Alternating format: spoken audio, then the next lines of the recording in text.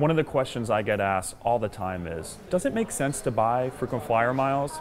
Airlines these days are sending out offers left and right, 25% bonus, 50% rebate. So when does it actually make sense to buy frequent flyer miles, if ever? Before you even think about buying miles, the first thing you need to do is to establish a value of that currency to you. Each frequent flyer program has its pros and cons. Some allow one-way awards, some don't. Some allow first-class redemptions, some don't. So really understand your frequent flyer program and think, is it working for you? One of the easiest ways to establish a very baseline value of miles is to think about your future redemptions in a currency. So if you have Delta Sky Miles and you want to fly from New York to Paris a couple times a year using 100,000 Sky Miles, which is the lowest amount you're going to get it for. If you would have paid $3,000 for that ticket and you're using 100,000 miles, ostensibly you could say the value received is about 3 cents per mile.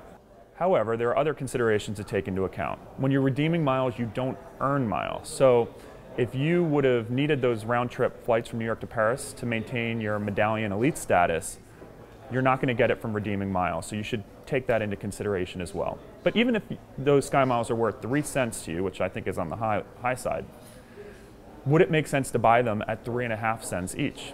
Absolutely not, because at that rate, you should just buy the ticket outright. However, Delta does sometimes run 50% promotions that can bring the price down to about 2.1 cents per mile. Does it make sense then?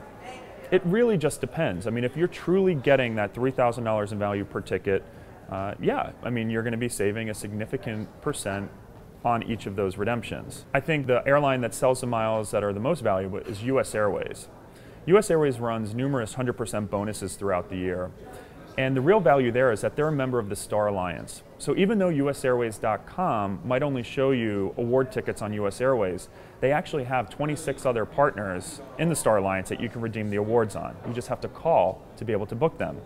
And US Airways has some amazing redemptions, like business class to Asia for only 90,000 miles. US Airways, in addition to their sell miles promotions, also allows you to buy miles via their mileage multiplier. So anytime you buy a flight, they'll let you buy a certain amount of extra miles for a copay.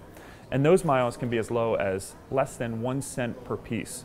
So at less than 1 cent per piece, you're getting that round trip business class ticket to Asia for around $1,000, including taxes.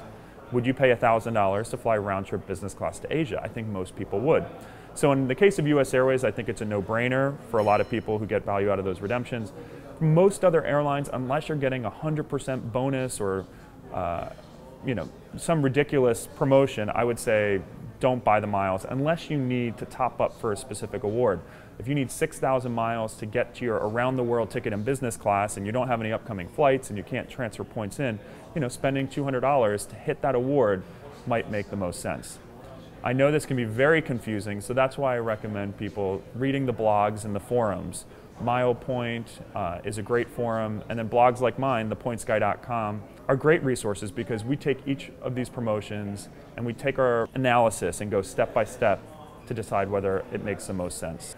So join me in my future segments as I dive deeper into the different credit card offerings and bonuses out there so that you can maximize your miles and points.